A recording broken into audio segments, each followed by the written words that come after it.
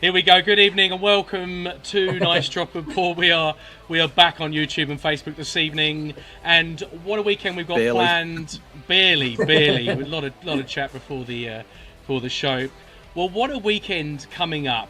I understand that the Premier Plate itself is being flown to Auckland or has been flown to Auckland.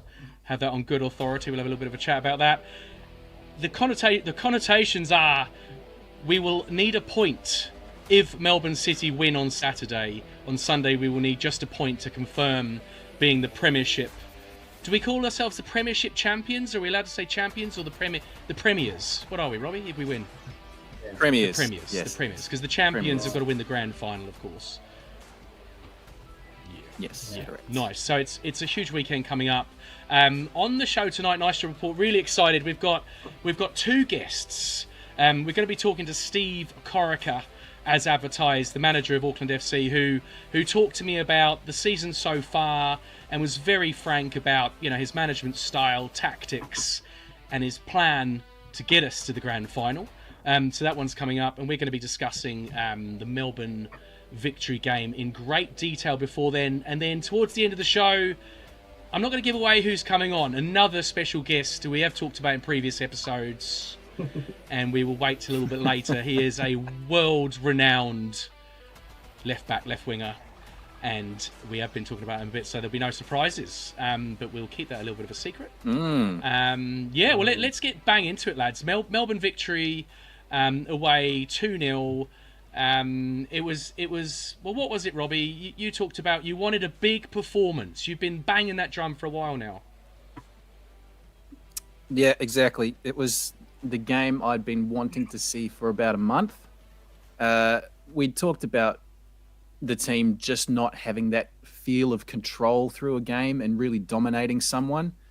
And through the run of draws, that win against Brisbane, it never really felt like commanding. That was the convincing game or the convincing result. But we got that. We finally got that against Victory. And individually, Vestrada, I think that was easily the best game he's played in a black and blue jersey. Alex Paulson was world class with that save. The name Gordon Banks had been thrown around, as I'm sure you fellow Poms would appreciate. That save he made. We all grew up with that unbelievable image. Yeah, that image of Banks, and he kind of scoops it out of the net. It wasn't the full Banks, but I could see why, because the ball was behind him, right? It was. How did he? You never go full Banks. No, never full Banks. 9.5 Banks, I'll give it. Yeah. But you like as I've been, as you say, banging on about it. That was just that feeling of dominant that I'd been wanting for quite a while, and coming in like 2 weeks out from finals, that all but sealed the Premiership, and I just feel a little bit more relaxed going into the finals now. I thought so. Yeah, Matthew, views on the game.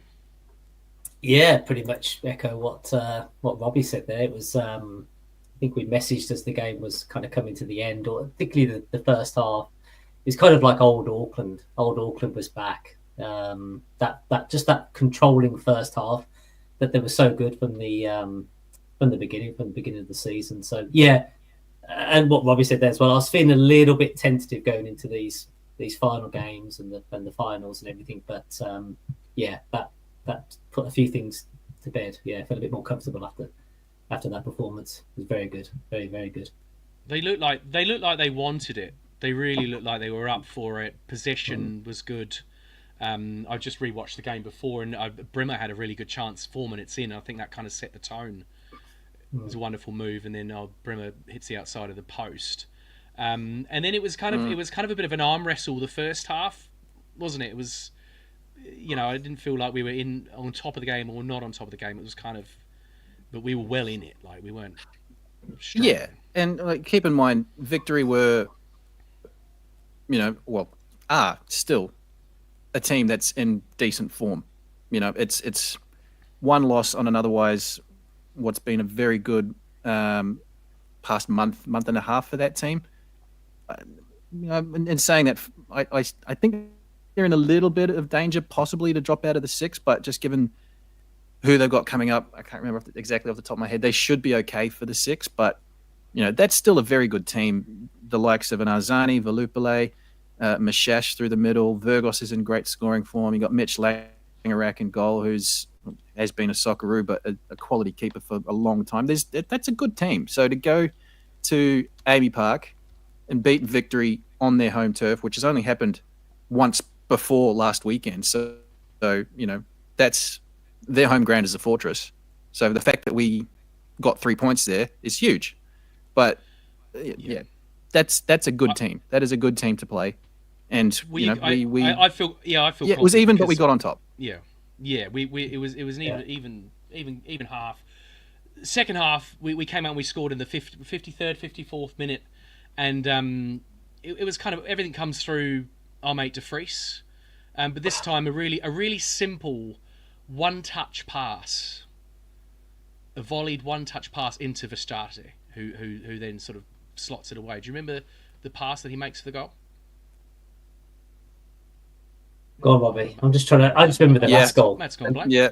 The last goal was the last goal was a bit different. Verstraete wins the ball and then gives it to Meyer. But the first goal, and I rewatched and I forgot that. It was, of all the things De Vries has done this year, the actual one-touch pass on the volley, into the path of Verstraete, I thought was lovely, So. Yeah, there's a cross that had come over the top, over the heads of some defenders, and he cuts it back on the half volley perfectly, like no bobble, no bounce. It was just begging to be hit by Verstraete, and he was absolutely clinical. Bottom corner. Yeah, bottom corner. And then they look good the rest of that second half, Auckland. And of course we got the Paulson save, which comes on about the 83rd minute, I think. And mind you, he'd done another one just before that as well. There was a point blank save, but I think it would have been offside. Yeah. Paulson makes earlier in that second half. So he's had a belter, Paulson. I think he's definitely going to go somewhere else. With those sort of skills. He's not going to be in Auckland colours next season. As much as I hate to say that, but he's ready to step up somewhere else, I think. Yeah. Well, we've got all Matt's ratings on. You've given him man of the match, Matt Paulson. Yeah, I know. I put a note next to Paulson when he made that save. People are going to think Verstraete should have been man of the match, but as soon as he made that save, I put next to a note. I said, if Auckland go on to win this game, he gets man of the match. That was the turning point. Like I said, it was 1-0. He makes that fantastic save, and then 10 minutes or whatever, a bit further down the line, we get that second goal. So that's what I'm giving him man of the match for. How scientific are these ratings, Matthew? Because is it kind of like if you make a save and someone talks about Gordon Banks, then you've got to be man of the match. You can't make a Gordon Banks-esque save. Well, in my fairness, these ratings come through before Robbie gave him the Banks treatment there. In all fair, but I feel like I owe one to the goalkeepers union. I can feel them breathing down the back of my neck. I've got a worrying feeling that, and obviously they're big lads, the goalkeepers. So I've got to keep them sweet at some point. So so I thought this is the time to give the goalkeeper the man of the match. But in terms of, they all start at a 6, and they do certain things that go up and they go down and and the defense is, put it this way, the defense is a lot easier to mark than the people going forward. You keep a clean sheet and you're pretty solid at the back. No one's going to be worse than a 7 probably. So that's kind of where where it starts. But thanks for clearing that up. Yeah, that makes it. If that makes it, probably muddied the waters even further there. Verstraete gets a 9. Verstraete gets a 9 as well. Fair enough. That was his best game. For some time, if not ever. For quite a while. In our colours. Yeah. I think that goes in. That it was a classic Auckland performance with Verstraete having one of his best games. I think they go hand in hand. Rob? Yeah, absolutely. I'll second that. And John Giamatti on the YouTube comments, Verstraete is everything Rob thinks Rufer is. Yeah, I'm totally fine with that. I absolutely love Louis Verstraete. He's like, I love a solid DM, a 6, and the scoring that goal though, that's an 8. That's an 8 and 10. That's a Jude Bellingham stepping up through the 6s and 8s and 10s, maybe. Totally, and the assist for the second goal as well. similar position. Yeah. You have asked several times this year, Robbie, as well. Who is going to be that game winner, that player that steps up when it counts? You know, with a goal, with an assist, drives the team on. Does Verstraete get the nod for that game? I think he does. Yeah, 100% agree. That was exactly what I was looking for, and you know, there's no shock that it's a central midfielder or a defensive midfielder, but yeah, that's exactly, in my eyes, what a six is meant to do. Control a game or take command of a game and influence it, and he did. Actually, there's two marks on my ratings there. I can't understand why De Vries is only 7.5. I mean, I said that I am very scientific that everybody starts at a 6, but he usually starts at an 8 for me, and he has to do a lot wrong to go down below an 8. So I'm not quite sure. So he dropped points. Yeah. Did you leave last week's rating in or something? Maybe. Yeah. I don't understand. Yeah. Also, the 0.5 for Rogerson, people might wonder that was for the blocking for the first goal. I thought that was quite genius. I think he kind of ran across the back line. Did. Goalkeeper tried to put his arms up. So, yeah, he gets point. In my notes, he's got 0.5 for vision blocking. So that's how he's.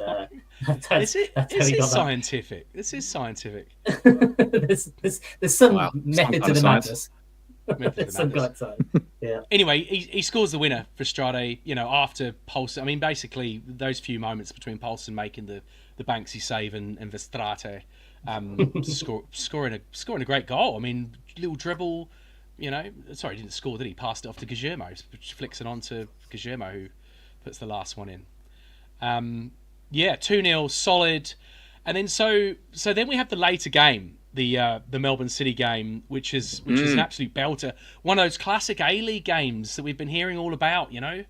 And when we've had a few, but that was another one. Obviously, the Wanderers get a goal disallowed right at the. Hold on. Yeah, they did get one disallowed. No, they scored. Remind me what happened at the end. It was such a melee. Yeah, good, Bobby. Yeah. Well, not sure exactly still who got the final touch, but what would have been a 95th minute winner for the Wanderers was real late, wasn't scratched for being offside. It wasn't offside. You know, at the time I jumped up. Well, I jumped up silently so I didn't wake the baby, but. Yeah. You can do that, when you're a dad. And I was shocked at. Oh God, yeah. It's the worst, in a good way. But I was shocked that they took virtually no time to decide that it was offside, because I was looking at it and I thought, well, Antonsen, who was onside, got the touch, but you know, in the haze of shit, we've won the Premiership, as it was. Later broadcast, even though Pantazopoulos may not have got the final touch, even that's still not even clear now, he did affect the play. The fact that he went up for it means influencing the play, and that is considered part of offside, and he was offside. So, yeah, I have to say, I don't know whether it was the confusion that you've just described or the lateness of the hour in Auckland for me trying to remember what happened. Because by I think it was about 11:30 at night, and my eyeballs are hanging out of my head if I don't go to bed before 11 o'clock. and I've recently just got into vodka soda limes. So the vodka soda limes do tend to slip down a bit quicker. Part of the no carb vibe. But yeah, so it was an interesting night. But anyway, Steve Corica tells it from the players' perspective as well in an interview coming up in a few moments. So those guys apparently were very excited too. And then obviously it's disallowed. But in many ways, I think it's kind of poignant that we're going to win the Premiership in front of our own fans this weekend. You know, unless there's a huge mess up. Yeah, I think will be a real special moment. Melbourne City play. Who Melbourne City playing on Saturday? Adelaide. Melbourne City are at home to Adelaide. Okay. Which is it's winnable. A pretty big game for Adelaide because they're still trying to get in the 6. They're scrapping. Yeah, they're scrapping for the 6th. They're level 6th and 7th, Sydney and Adelaide. Yeah, so it could all be over before we go down. But in many ways, it'll make it a little bit more exciting. I think that potentially we've got to get a win or a point. And what an occasion it's it's going to be on Sunday if that happens. Could you ever have imagined this in your wildest dreams, Robbie, beginning of the season? Oh God, no way. I mean, I thought this is a top 6 side, but the fact that we've gone through virtually the whole season sitting on top, that's fairy tale kind of stuff. That I don't think has happened very often. The Wanderers did it in their first. They finished premiers in their very first season in the A-League, but outside of that, that's a pretty rare thing to happen in sport in general. Yeah. It's really out there to put together a team from nowhere and win and dominate, like you say. We've never have we been off the top spot since the first couple of weeks. I think we've pretty much been number one. I think there's maybe a week or two, before, but not many. Never lower than third, if that. Yeah. Yeah. All right, so we are going to put on an interview with Steve Corica. I caught up with him yesterday afternoon after training. So sit back, buckle up, and get a load of Steve Corica. When you were approached to become the Auckland FC manager, could you, in your wildest dreams, have imagined that with 2 games to go, you'd be on the verge of winning the Premiership and securing one of those semi-final spaces? Obviously at the start, if someone asked me, we'd be in this position now, probably I would have jumped at it. So, but, when we first put the team together, the staff together, it was a long way off of where obviously we are today. But obviously everything's worked out perfectly. We've got the right staff in first and foremost. The players obviously are most important as well. It looks like we've got them right as well. We've got the right blend of players as well with the foreigners and the Kiwi boys and the Aussie boys. So very pleased to be here at this stage of the season. A lot of people probably would never have thought this would be happening. Bill's very ambitious, our owner. I'm very ambitious as well as a coach to win trophies. And we've got the opportunity this weekend to do it in front of our home fans as well, which is something really special. Yeah.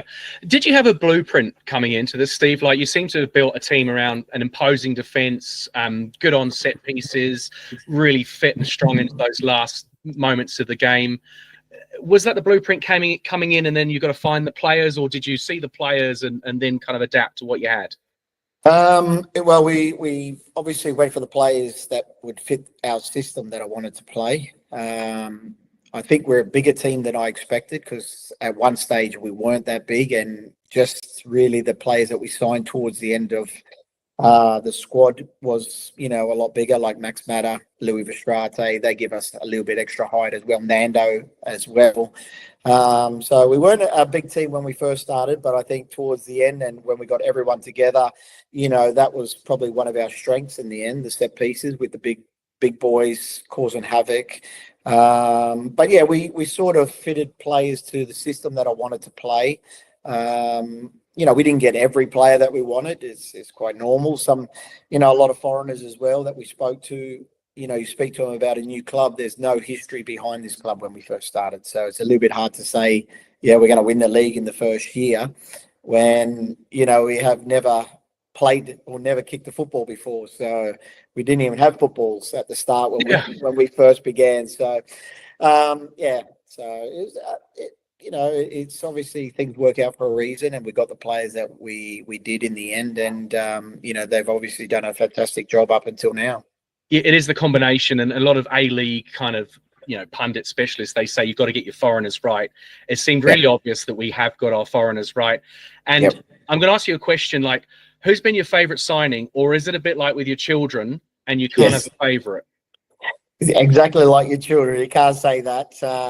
But I think you're right. I think the foreigners are very important. What I've found in the A-League, I think if you get them right, it helps the team. Obviously, I think we got a really good bunch of Kiwi boys, and we've only got a few Australians in this squad, but the Australian boys that we brought in are players that have won trophies before. I think we needed to have them kind of players that have won trophies before in the A-League as well. Dan Hall, Brimmer, Scotty Galloway, even though he hasn't played much this season.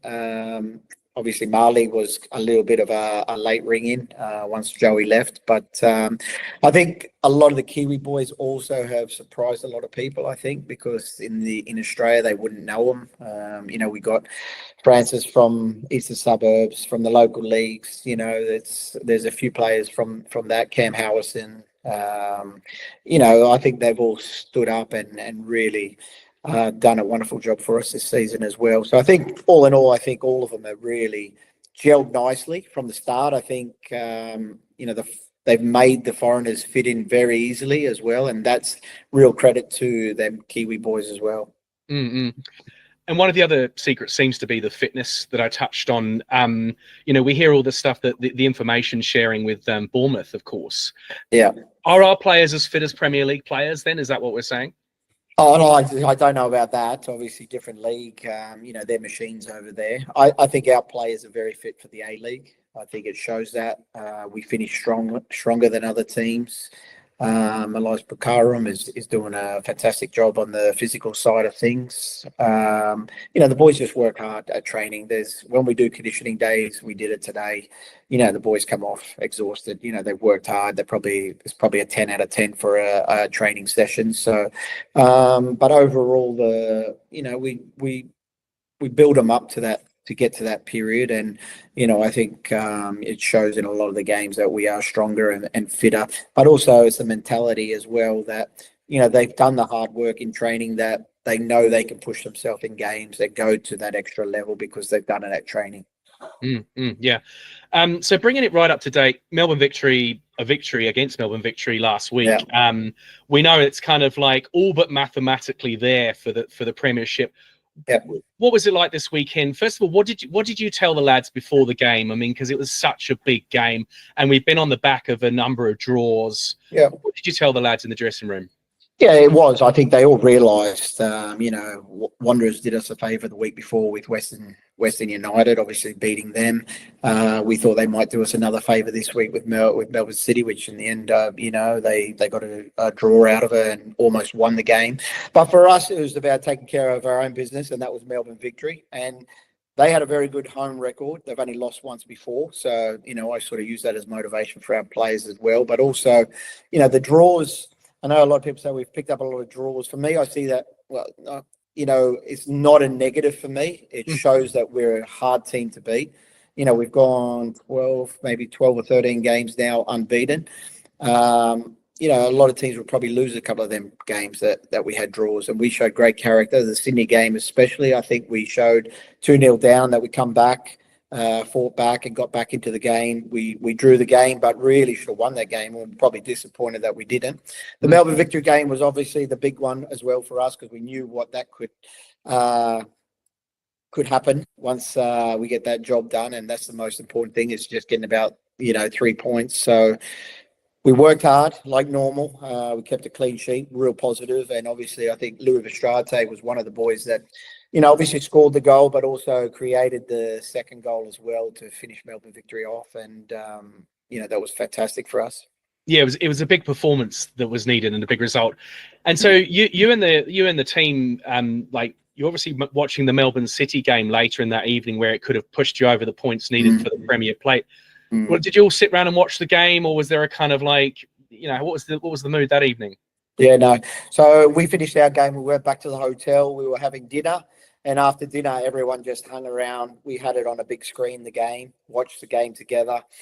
There was a lot of ups and downs, obviously, through the game. But I think the moment that stood out really was when we thought Western Sydney had scored the winner.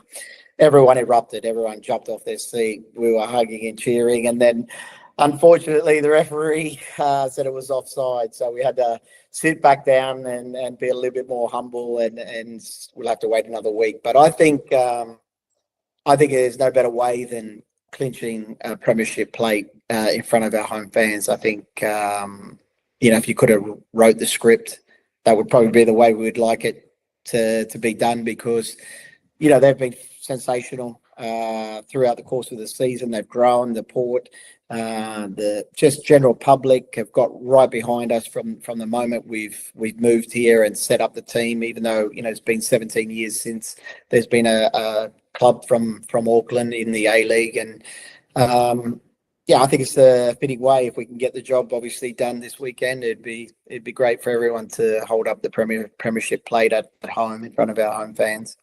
Yeah, well, I think you've absolutely nailed it. I think as a fan, to be selfish, I'd prefer to be there and watch it happen as well. So in many ways, it wasn't too bad. Yeah, not much more needed now. Probably not. You don't need to do much this week to motivate the lads to get that point or 3 points that we need on the weekend. Yeah, well, Melbourne City play on Saturday night. We're hoping, if they drop points, well, then it's all over anyway. But we know what we have to do. It's not like we're going into the game. We don't want to lose the game. Obviously, Perth beat us over there, so that's obviously motivation for us enough. I think to, we want to beat every team, and this is an opportunity to beat Perth, and there's obviously a big Premiership played at the end of it if we do, or even a draw. But we're going out to, like we normally do, to focus on our game. We want to win the game and obviously finish strongly the A-League season and with wins, I suppose, and going into the finals full of confidence. Yeah, well, that was my next question, Steve. So, assuming we're in the finals, there's this away game against Western. First of all, would you look at rotating a bit against Western and dropping or resting any players? And then secondly, what is the game approach going into that double-header home and away? Yeah, the Western game, no, I'll go with the strongest squad probably available, I'd say, because only the fact that we have a week off after that. So if I don't play our main players, then they won't play for like 3 weeks, which is not good for us. Momentum, their fitness as well.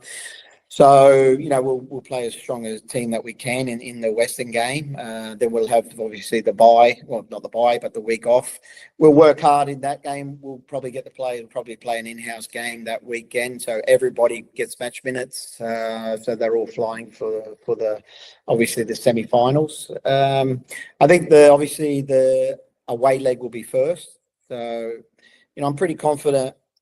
There's going to be some good teams in the six. We don't know who we're going to play, but I think our home and away record is exactly the same. We've picked up 25 points home and away at the moment. So, for me, that's a good sign that we're good away from home as we are at home. I was going to say, I don't know whether you even need to take a more conservative approach to the away leg.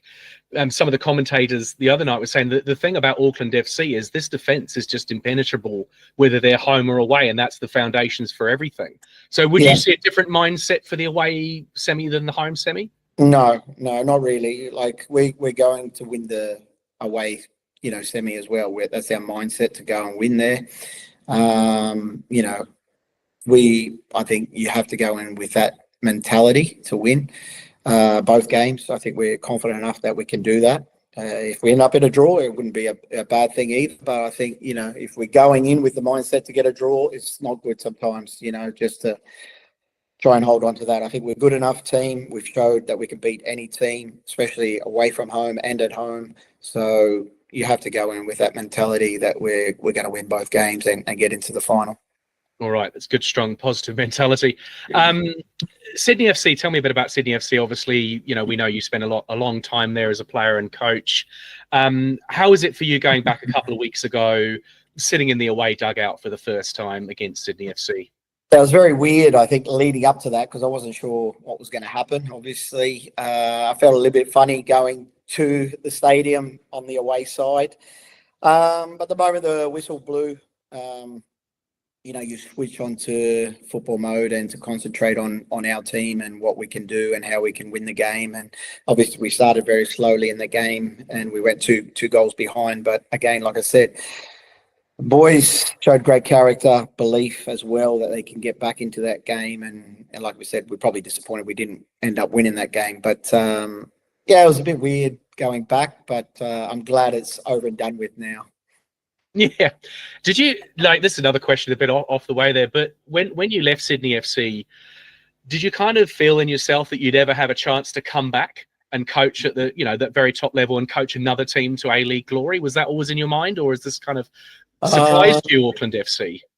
Well, Auckland did because obviously I think everyone has ambitions to coach overseas. I think that's one of mine as well. And when you finish at one club that you've been at for a long time, it probably was a good option to go overseas if something come up. But obviously the Auckland gig come up pretty quickly after I finished at Sydney. It was a good challenge for me. It was probably something I needed because I didn't, I've been at Sydney for 19 years. So for me to go to another club just from the A-League, it would be very difficult for me as a person, to Melbourne Victory or whoever, didn't matter who. I've had so much passion for Sydney for 19 years. I think to come to Auckland is different because it's a new club starting up, start fresh. There's no ties to the A-League and no ties to Sydney FC. So, and also speaking to Bill Foley, he's a very ambitious man, and he wants the club to do really well and wants to win trophies. And I think I like that from an owner, really positive and ambitious. And because I'm ambitious as a coach, also I don't like going into a season, not thinking that we're going to win anything. At Sydney, there's always pressure on to win trophies. I think.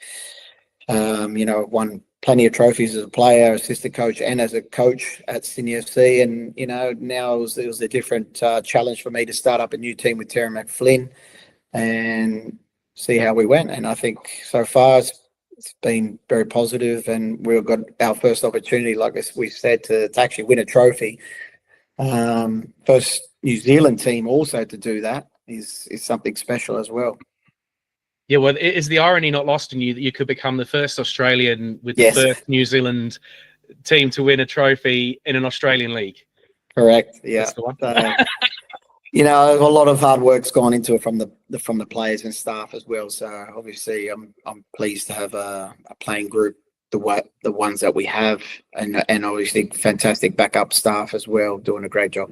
Yeah, just before we leave the Sydney FC thing, and this is about the game actually, one of the things I noted was you threw Tommy Smith on to play as a striker in the last 10 minutes. Yep. What was you thinking? But we felt like we hadn't seen that in football for a while, the big centre half coming on last time. What was you thinking?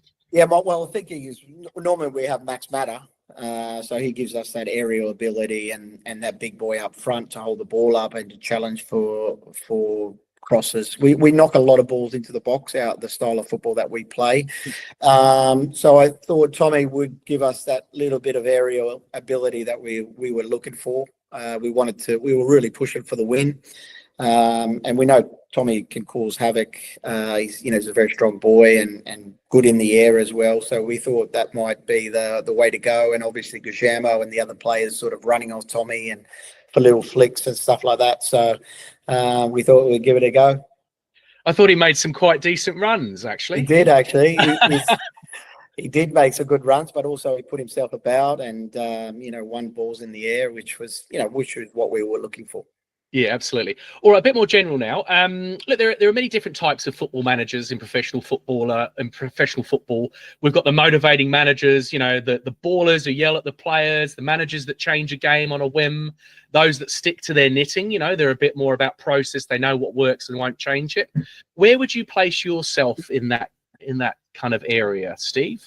I think I'd like to stick to what I know works, but I would say probably that something I learned from Sydney, being there for so long, that you do have to change as well, I think, a little bit. And I learned that. And I think, as you can see, we played a different system last week against Melbourne Victory. We had played that system before, but normally we've been using it as a second half, bring Tommy on sometimes and to sort of defend our way through the game. But I see that as a real positive, that system as well, that we get our wing backs going forward.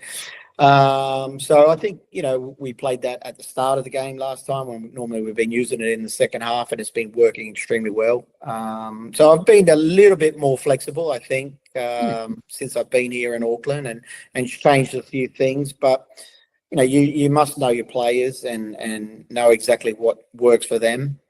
If I have to give them a bit of a rev up, I will. And there's been times during the season, not many, but a few times during the season that, I had to raise my voice a little bit. When I raise my voice, a little bit of swearing comes out as well. So, but all in all, they've been pretty good. So Yeah. You just got to know the players and what they need at the time, I think. Yeah, they seem pretty flexible and adaptable, your players. I mean, Francis de Vries obviously being pushed up to actually play as a left winger we really enjoyed watching that because he's such a beautiful crosser of the ball. And he's fantastic crosser. Attacker, Yeah. Definitely one of our strengths with Francis getting a little bit higher as well, knocking balls into the box. But he can also do that from the fullback. When we play a back four, we want him to get forward as much as possible because he does have that strength in, quality crosses into the box. Yeah, great. You mentioned it a little bit before, but it's a cliche to say that a crowd is a 12th man in a sporting environment. But what are the players and your coaching staff's opinions on the way Aucklanders have taken to this football club? Just so quickly and emphatically. Well, it's been amazing. Obviously, we started the season with a massive crowd against Brisbane. I think we had the Derby, the Sydney game after that. We had a very good crowd, and then the Derby, and that was sold out. Obviously, the first one was away, but then we had the home Derby not long after, which was sold out crowd. They've been amazing. I think it shows. We scored a lot of goals down that end where the port is, and a lot of late goals towards that end. So it is like the 12th man, but they sort of draw the ball into the goal. I think players really love scoring down that end because, they're right in front of the port. But it's not just the port. That's definitely grown as well. The port is they're loud. They sing all the time during the game and make a lot of noise and make it a real great atmosphere to play in. But it's just the general public, I think, as well, have, just when you're walking down the street, people pull us over and, they say how proud they are of what we're doing as well for the city. So, when you hear that, and a lot of these people are saying that are rugby union or rugby league fans as well. So, you think you're doing something right if that's the case. That's right. Yeah, it's kind of something for everyone at Mount Smart, which has been really lovely to see. It is. The other thing we've noticed this year, Steve, is your fashion sense. Strutting up and down the pitch there. You seem to have quite an outfit these days. The bright white sneakers, the dark suit, and the kind of ring t-shirt. Is that your thing these days, or have you always sort of rocked this look? Well, at Sydney, I had I had a black suit with white shirt and black tie, so I was a little bit more formal, I think, at Sydney. But I think Auckland's pretty casual, and I think Crane Brothers actually looked after me with the suits. So Murray has been fantastic to send me to wear his suits. So. Yeah, I like that a little bit more casual look with the t-shirt and the joggers. So middle-aged. You're rocking the middle-aged man thing. Really well. Exactly. Yeah.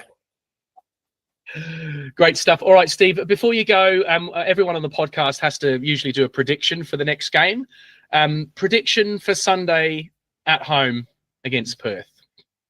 Oh, I'd like to keep a clean sheet, so I'm going to have to say 2-0. 2-0, easy. And we'll be lifting the Premier plate, I guess, if that happens. Definitely, yeah. I'm predicting maybe City might slip up on Saturday night, so I think it could be done by the time we even play. Would you prefer that?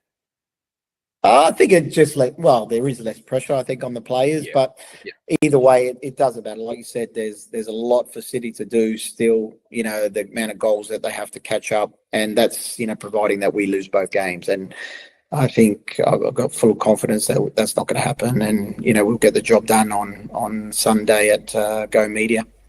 Great stuff. All right, Steve Corica, thank you very much for joining Nice Job Report. Great to have you.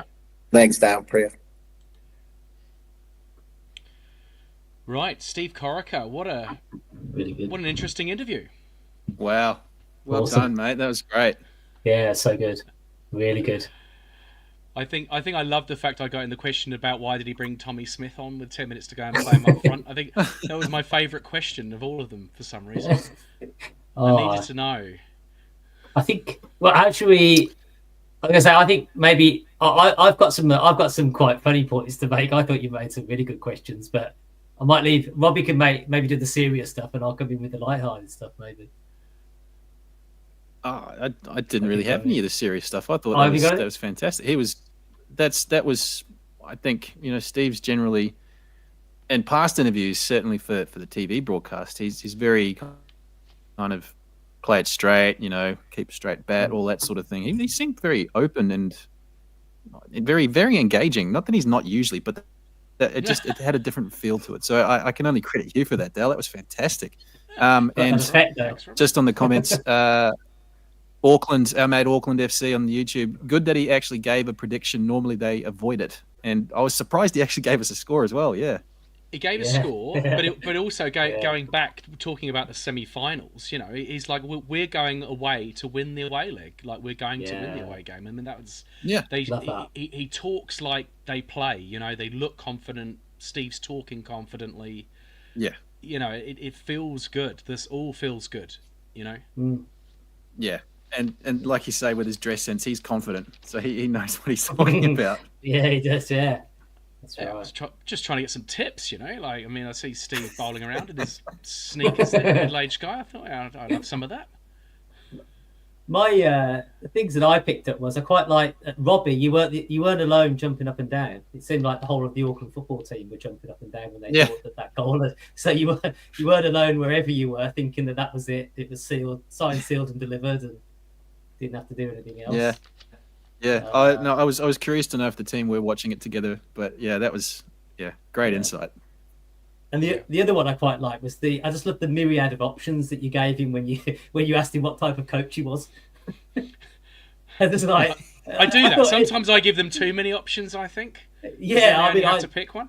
There were some options in there that I didn't even think was applicable to a coach. But when I thought about it, I was like, yeah, that's right. There is that type of coach. There's that type of coach. There's this one and that one. So, yeah, no, I thought it was pretty good. I might have to rewind it just to have a think about what the options were. You watch it again. Yeah. Watch it again. We'll his answer was interesting that, he is a coach that sticks to what he knows. But he says that the Sydney FC experience has kind of led him to... be more open to changing things. As we've talked about that a little bit before, that potentially when he was at Sydney, he was a bit more static on that. Is that right, Rob? Yeah. The general kind of consensus was towards the end of his time at Sydney, he was very inflexible and almost Ange Postecoglou-like in the sense that this is plan A, plan B is to do plan A better. And keep kind of doing that. But what we've seen this season with Auckland, he is... I mean, there's still elements of that, but that's, any coach will have a favourite way of doing things, a first option, if you will. But he's been more flexible. We've seen the changes in formation, the changes in personnel, throwing players on at certain times.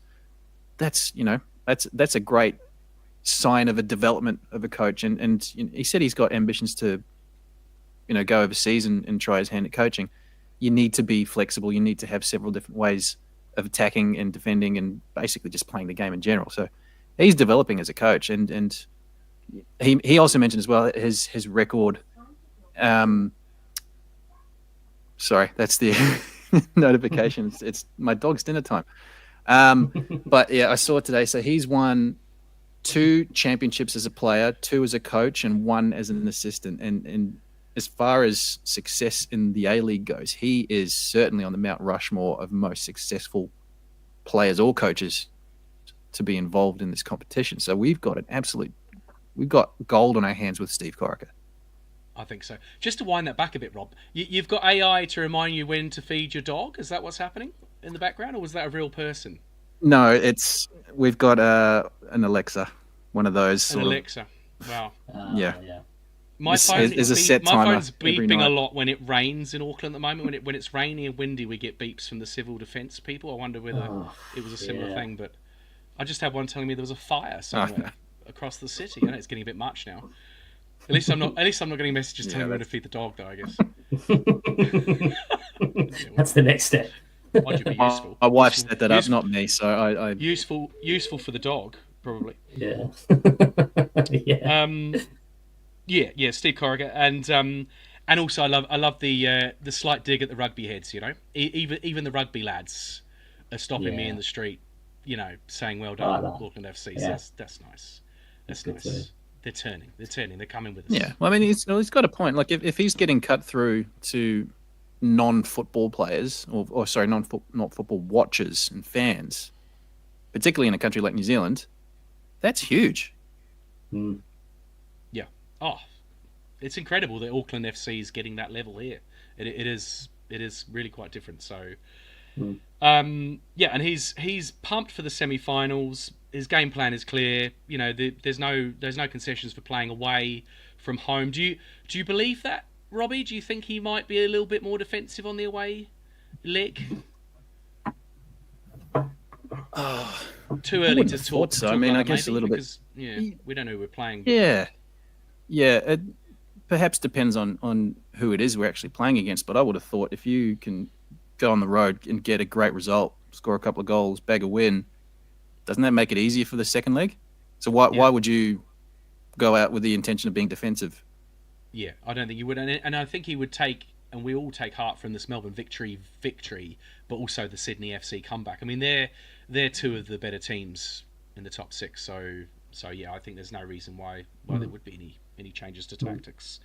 I just think if I'm if I was the opponent, if I was a Western fan or a Western Sydney fan, I'd be looking at Auckland and going, it's just a really tough assignment, because if you go a goal up, they come back at you super hard. You know, scoring against them at any point doesn't seem to do anything to the way they go about what they do. And then the other side of looking at it is that if they keep things tight and they get to half time at 0-0, more often than not, they kick on in the second half and they find a way of scoring a goal around that 50, 60th minute. I mean, I'd love to look at the numbers about how many times in that early part of the season they kept things tight and then they went and scored in the late 40s, early 50s or something. And then they kick on from there. So I think it'd be an awful task to try and play Auckland over two legs. I just think it's going to be really difficult. Yeah, absolutely. The Network 10 commentators were saying that in the victory game. At the end of the game, they would, like the Aussies do, they over-egg it a little bit, and they were just like blown away by how hard this team is to beat. How do you beat these guys? It's that kind of vibe. But they're right though. It's like whatever you throw at them, whichever way they've come at us, we've come out on top, and it's carrying on. Yeah, correct. And I think there's maybe the one time that it hasn't felt like we've been out of the game was that Western 4-0 loss. Every other time we've come back from a couple of goals, or at least been pushing very hard. The few games that we have lost, we've had chances to at least equalise, and for whatever reason just haven't, or had chances to win late and for whatever reason just haven't. I pulled out the stat before. Auckland's scored the most goals beyond the 90th minute. So they go the distance, and if you're an opposing team, you look at that. It's like, how do you beat this team? They're physical, they're tall, they're tough, and they're fit, and they go past 95 plus minutes. Yeah, it's a daunting prospect. Throw in the fact that when you go media, it's a rabid fan base. All the ingredients are there. Yeah, good luck. Oh, I can't wait for these semi-finals. I know we're going to be, do the Premiership on Sunday, but the knockout finals sound very exciting. But I can't say it yet because I'm not quite there, right? And I just remembered, someone asked a question about how many. Someone asked a question: how many weeks have Auckland been on top? I just did a quick look during the interview. So there were 5 weeks or 5 rounds where Auckland wasn't on top of the ladder in first. Yeah. And we haven't been outside of first since mid-January, since round 18. Yeah. Wow. That's pretty much when we've been unbeaten since, I think, isn't it? About 13 games unbeaten. Yeah. About that, yeah. Yeah. Cool. All right. Moving on. So this evening we have another interview, a second interview for the show. And this one is the end of a long and beautiful journey. We've had our eye on this Perth Glory fixture for some time. Matthew's connection is, of course, Birmingham City had a fine young player called Stan Lazaridis, a Socceroo of many caps, played for Birmingham City and West Ham United, and I think he's been the director of football at Perth Glory for exactly a year.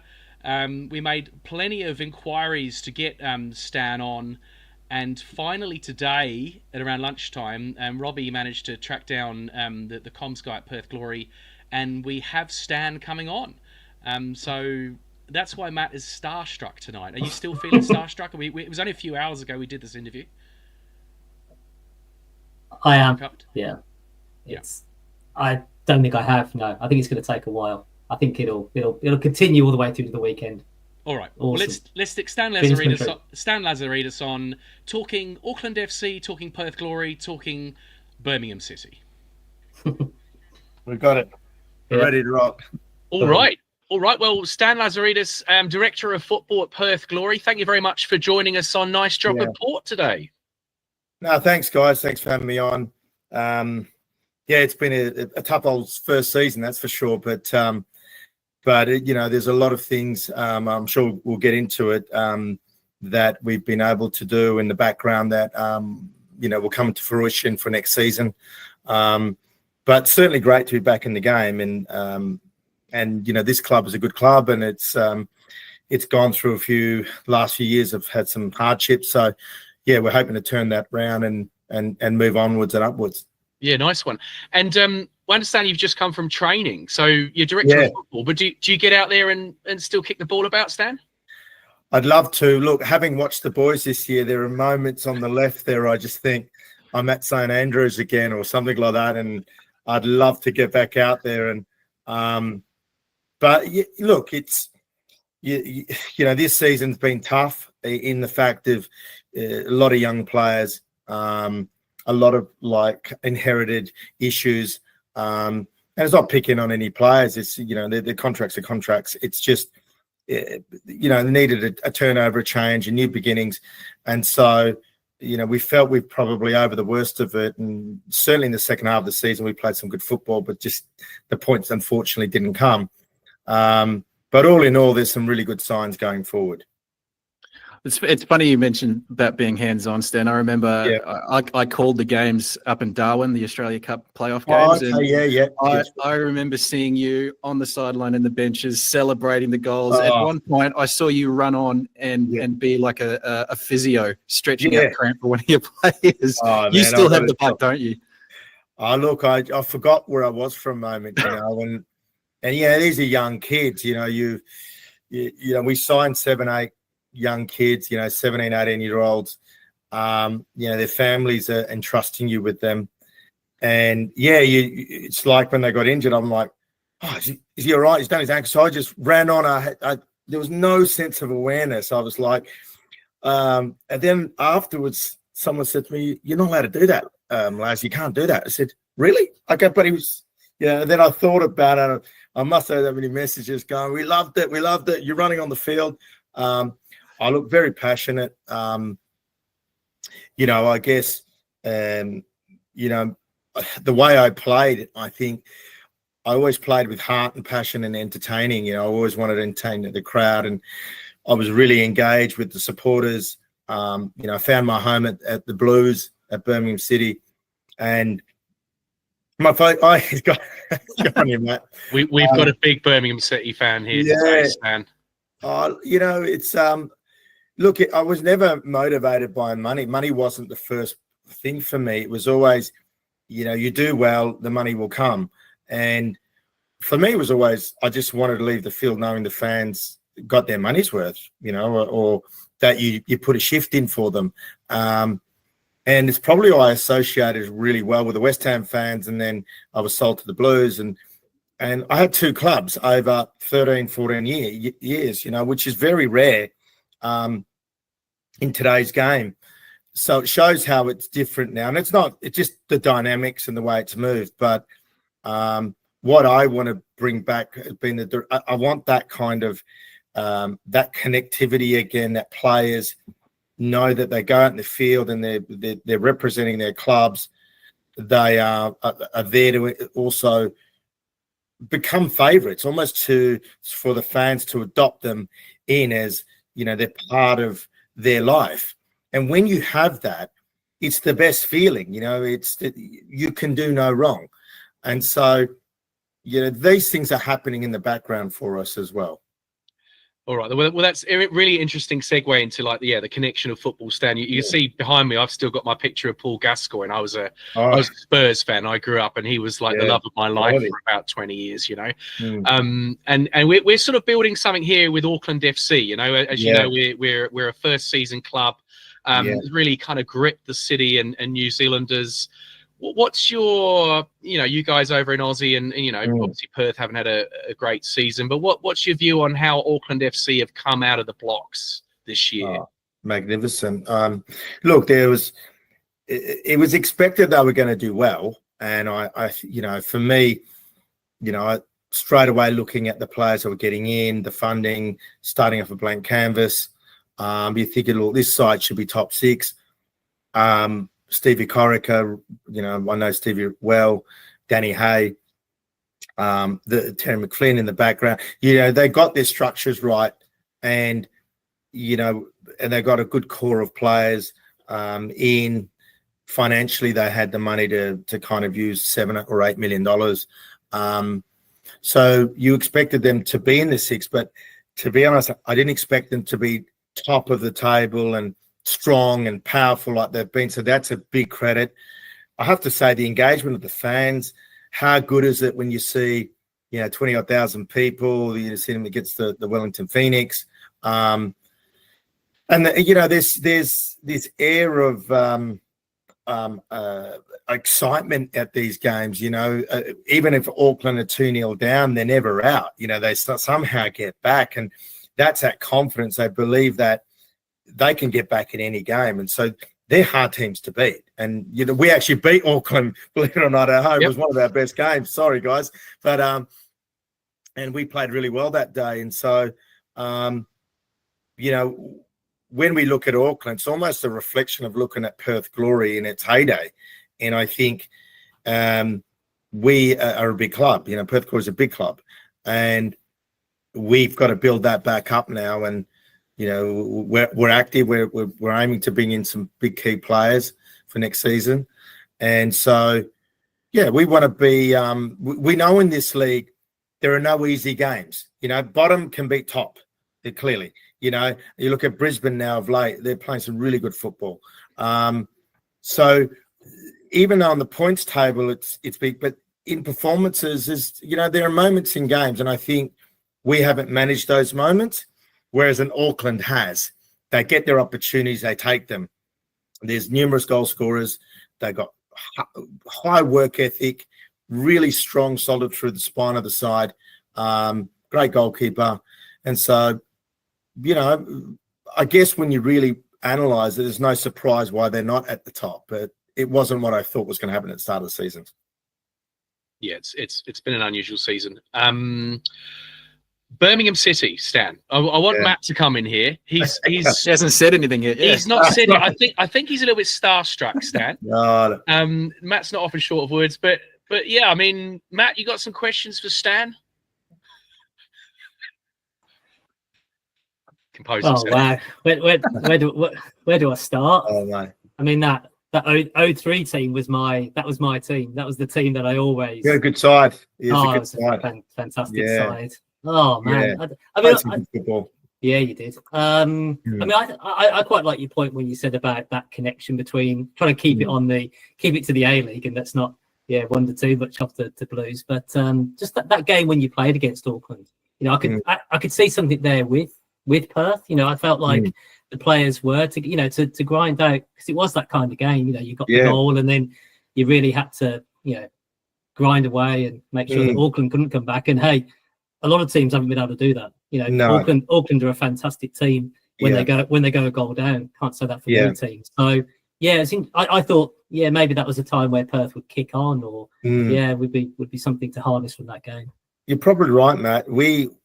Funny enough, the games that followed from there, we should have won the next game, and it was a mistake by the goalkeeper, unfortunately. And then the following game was the ball went through the goalkeeper's legs when we were 1-0 up, and it's, we talk about you can't coach that. It's a confidence thing. It's a momentum thing.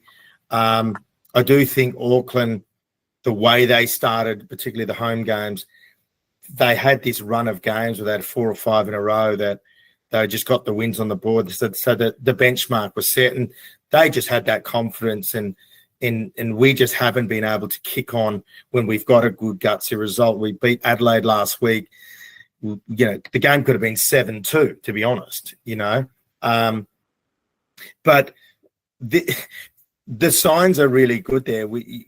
If you're a poor team, you just can't beat teams like Auckland or Adelaide. You just don't beat them. They're good footballing sides. We just haven't pieced together a 90-minute match as consistent as the Aucklands and the Melbourne Cities and some of the other teams. And our start was really poor. We had some big, heavy defeats. The player personnel was so limited with our monies that we were trying to just scramble to the halfway mark to bring in some players. But it is what it is, guys. I'm not here to give excuses. I'm here to give you solutions of where we're heading is the way I think is best. We've got our kids that are going to be 1 year on that are going to be so much better. Fortunately, we lost Jalen Pym in a QPR. We've got one or two others that have been offered. We've lost Joel and Asmo to John Buck. We've got Adriano Labib, who's a machine that an Austrian Salzburg side are looking at him. So there are really good elements there. Some of the contracts are coming out. We've got good players coming in. But, and we want to do what Auckland's done next season. We want to start really well, good pre-season. So Auckland have been, so good for the league. It must be said. We are so happy for Auckland, honestly speaking, because it's not easy to do in this league, to come into it like this and to boss it for the whole year. I mean, they haven't. I think they've been top all year, and I'm not sure if they've not been top. I don't know. Be an interesting stat, but they've never looked like not finishing 1 or 2. So there's a lot to learn from Auckland from our point of view. What standard difference have you noticed, Stan? With you played in the Premier League in England, West Ham, Birmingham City, different generation. But where does the A-League rank at the moment? Because we're getting huge crowds. We're getting like 20,000 people watching. But then what standard is the A-League at? Can we maintain? Where do you think the A-League is at the moment, from what you see? Yeah, good question. Look, I think a lot of the foreigners that come here, the visa, underestimate the league. And they underestimate it on a physical sense, that you think you can just get away with being technically really good. Ain't the case. You need to run. You need to get the meters in, and you've got to be strong and physical. And you look at the balance of the players that are at Auckland, and they got a high work ethic. They're strong, they're solid, they get up and down. And while some of them not big names, they are now, because you're looking at them, they see out 95 minutes, not 90. They see out 95 minutes. I look at some of our personnel, and some of our guys are only able to get 60, 65 minutes at the intensity of an Auckland. So we've got to make changes early on, and they're building to that, whereas the Auckland players are ready. So just going back to your question, Dale, is where do we rank with that? One thing that everyone thinks it is, and I would say it's probably League One material, maybe mid to bottom of League One, because some good sides in that League One as well. The Championship, that's right. We got the Blues going, getting promoted. 99. What are we on? 99 points. We got 100 points. I'm not sure, but almost. It's around that level. Birmingham City, you scored the winner in a derby once. Yeah, Stan. certainly. Look, when I went to the club, it was, that when you get signed up and you're thinking, have I made the right move? It felt like home within a week. I just felt I'm at the right place. It really did. And I formed this connection with the supporters, and it wasn't fake. It wasn't anything like that. It was a genuine love between us, that I really cared about the club. It was we built a really good side, and as Matt said, we had this side in the early 2000s.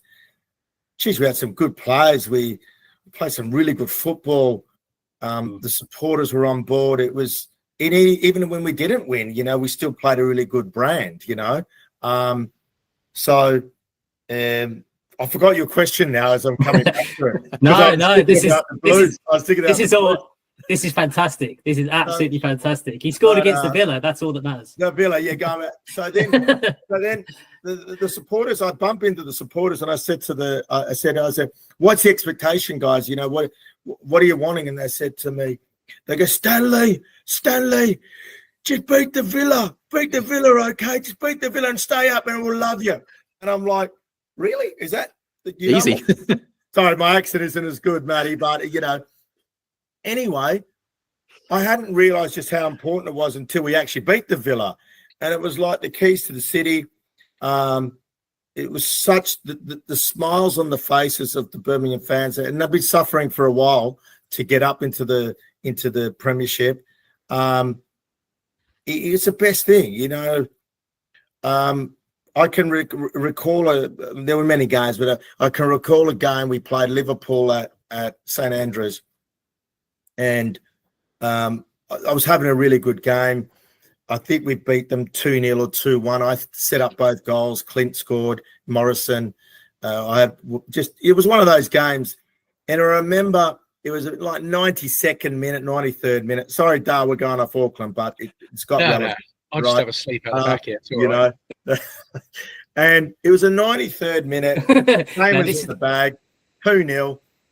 And I was walking over to the cop end there where I had to take the corner, and I grabbed the ball and I was walking there, and I looked up and there was this sea of supporters that were just singing my name, and it was the best feeling. And I slowed the walk and I said, I was saying to myself, don't ever forget this moment, because you're genuinely making people really happy. And I always will say that to the players, the young players.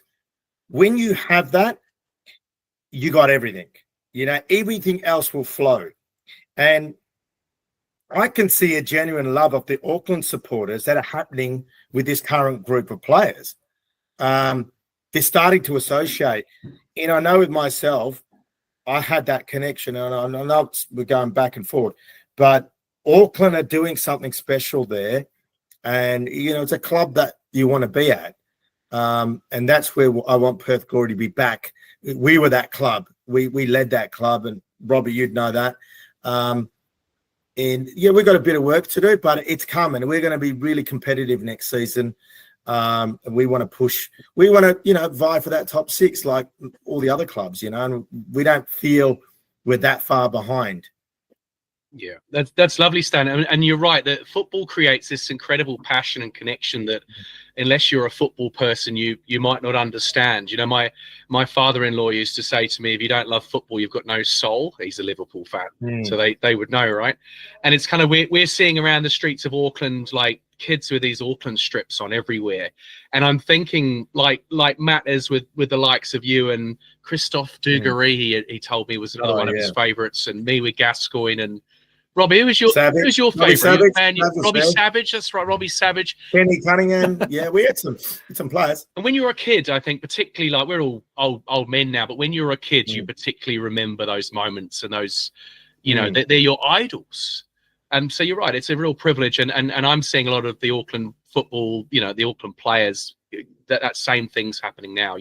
Francis de Vries is a young man who's was sort of plucked from the Auckland leagues, and now we sing his name on the terraces. 15,000 people singing his name. That must be an incredible feeling, Stan. Is it for a player to get that?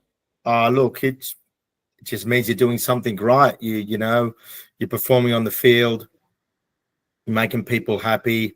They put your name on your back of your shirt, and it develops a culture. It develops a good culture throughout the club, and culture is so important. when you're grinding out those 1-0 wins and you're away from home and you only got 30% possession and you take your chance. And Auckland have done that a couple of times, but you forget the game, you remember the points, and then you perform at home and you boss teams. And I think that's what happens when the crowd become that kind of 12th man as well for you on the field. But, you know, the A-League's a good league. It's there are no easy games. And, you know, obviously we're hearing things of salary cap reductions and things like that, which is a real shame because it's not fair to Auckland and not fair to the owner there at Auckland that's heavily invested there. And I understand that, you know, clubs are not sustainable, but, you know, the clubs have the choice if they want to spend that money or they don't want to spend that money. You know, if you put in the parameters, you can spend the floor and it's fine. Or you can go higher like in Auckland and cap it out and play some really good football and entertain crowds and, you know, alert kind of all the overseas markets, because ultimately that's what's going to put the bums on seats as well by bringing in top players. Absolutely right. Robbie, Matthew, any questions for Stan before we lose him? No, I'll defer to Matt as the Brummie. You must have more, Matthew. You've got to have more. Oh, of course. It's outrageous. We've been talking about Stan all season. No, he hasn't got long enough. No, look, I know, Matt. I think if we were probably one-on-one and start reciting some of the games at the Blues, we'd keep going on and on and on, you know. Yeah. That team was one that, you know, being a Birmingham City supporter isn't easy. It's obviously easy when you're in Birmingham because there's a lot more, but when you go outside of Birmingham, it doesn't get particular. But that team kind of made me proud to be a Birmingham City fan, because I didn't mind saying, you know, I was a Birmingham City fan because we were so good. And we, like you said, we were beating Liverpool, we were beating Tottenham, we were beating, you know, we giving Man U a good run for their money. It was like, you know, you can. Kids in my area, you got your Man U shirt, you got a Liverpool shirt. Yeah, I got my Birmingham shirt on. So, but at that time as well, my cousin was playing in the academy as well. So we had high hopes that he could make it through to the first team, but just came up short. But I mean, I would say in that time, Matt, there are moments where you'd have Jose Mourinho. We played Chelsea at home, and we absolutely bossed Chelsea. I think Chelsea went and won the league that year, but we absolutely smashed them in the game. And they got that 1-0 away win.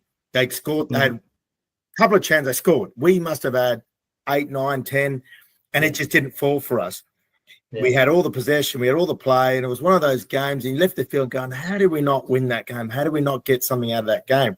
So we're in the dressing room. Jose Mourinho comes in, he goes, that was an excellent display of a football team. I'm embarrassed to say we won this game tonight.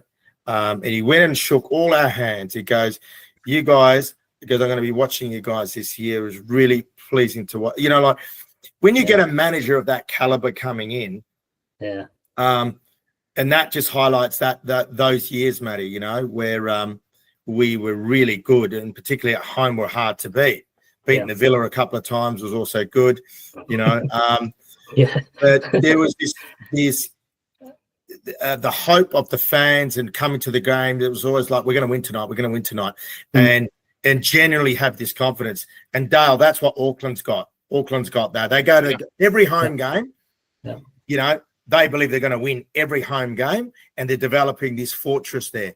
And away from home, you're going, we got Auckland today. She's going to be a strong, solid outfit coming through. It's going to be hard. If we get anything from them, it's a bonus, you know. And that's how other teams are talking. So they've been a real credit to the league. Yeah, well, that's how we started talking. We were like, when's this kind of going to implode? You know, you've brought together all these players that never met each other before. Yeah. Yet half of them haven't played in New Zealand for many, many years or never. And yet Steve and the team have somehow landed on this perfect formula, which is, taking us all the way to the grand final. We hope. What do you reckon Auckland FC's chances are in the playoffs? Because it looks like we're going to pick up the Premier Plate this weekend and then into the playoffs. Yeah, well, they're very strong. I'd expect them to be in the final. You know, they get the home games, of course. They're just a very difficult team to beat. And it's not by luck that they're at the top. You can't be lucky. So I expect them to be in the final. And their other team is the curveball, because it could be anyone, really. Melbourne City are good on their day. Melbourne Victory, if they get it together, are very difficult to beat. It looks like Sydney FC will probably scrape in, and they've got an unbelievable attacking force.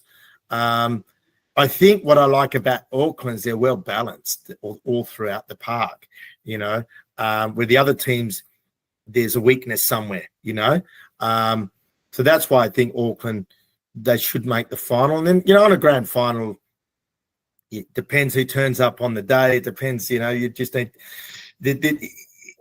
you'd expect Auckland, if they get the home final, to be odds-on favourites, As long as it's not Western United, I don't want those guys. Oh yeah, you got Western in the playoffs, because they took us apart. They're the only team that's taken us apart. 4-0 or 4-1 or something. 4-0 at half time, I think it might have been. Yeah, it was all over. Yeah, well, their work ethic. I mean, you got someone like an Angus Thurgate, Bozanowski, Ibusuki, and Bodic, and then Leonard and Tamaki Imai and Sutton. So I'm just reciting the spine because it's almost a like for like with Auckland. And I think someone like an Angus Thurgate is worth like 2 players. So if you get him and his box to box, it matches the profile of the Auckland players. And I think that's what just got, and then every time that they took a shot, it went in. And so it was it's one of those days. Yeah. All right. Finally, Stan, we always ask our guests for a prediction for the upcoming game, Perth Glory away to Auckland FC. What's your prediction, mate? Look, I'm just going to say 1-1 because it's a safe bet. Look, we had a really good win against Adelaide, so we will go into it. It's a hard road trip, guys. Auckland should be favourites and they should win, really. But we've beaten Auckland in the first game. We played really well against them. And they're not going to take it lightly. They're going to want to win in front of the fans at home to confirm. But, 1-1, we got Jalen Peelman on fire. Adam Taggart is, he's always got a goal in him. If we can be solid at the back, we've got a chance. Nice one. All right. Well, thank you very much, Stan. Are you going to come over? Do you travel over to the game? I do. I do travel, but being New Zealand and we're taking extra few players because we've got the double header with Wellington. We've opted to bring extra players just in case for injuries and whatnot. But so I won't be there on the trip, but of course I'll be watching. But look, it'll be a great day out, and Auckland deserve everything that they've got that's happened to them this season. So well done to them for this year, regardless of whatever happens in the grand final or the finals. Lovely. All right, Stan, thank you very much, mate, for joining us. Really appreciate it, Stan. Thanks so much. Thanks. All right. Stan Lazaridis, Director of Football at Perth Glory, and Matt became Matty throughout the interview, I noted. Matty now, you noticed Matty that? Now. Yeah. I noticed that. Yeah, we're like that now. Just like tight, awesome. Well, they say you should never meet your There were a few mates in there as well. Yeah, mates, Matty. It's like Robbie and I weren't even there at the end. That's right. It was all a blur. It was just us. We saw each other. From across the room. Just me and Stan. They say you should never meet your heroes, Matt, but you met one of them today, so good on you. Was it a wonderful experience? Do it. Fantastic. Dreams do come true. Don't worry for people. They do. They are right. And I thought other than the Birmingham City, he didn't realise how important it was to beat Villa until he beat them. It just shows that football's a bit mental the world over, and I imagine Stan had quite an eye opener living in Birmingham. I'm sure he did. Coming from Perth.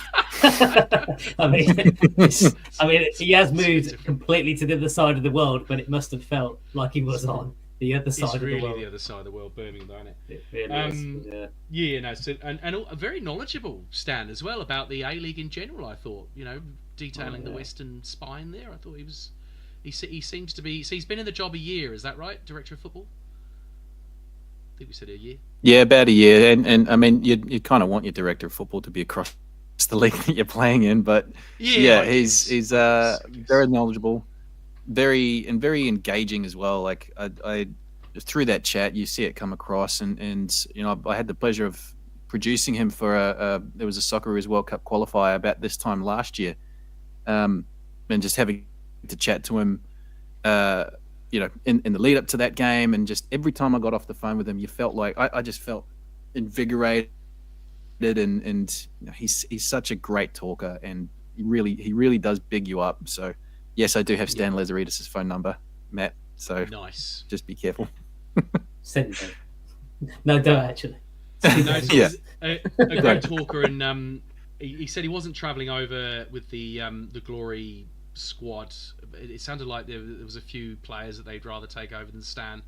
But yeah, I mean, Stan would be pretty decent probably still on his day. I'd say maybe not so much fitness if he came on, but he could do both, couldn't he? There, yeah, he could fill in as the director and maybe as a player if need be. Yeah, that's right.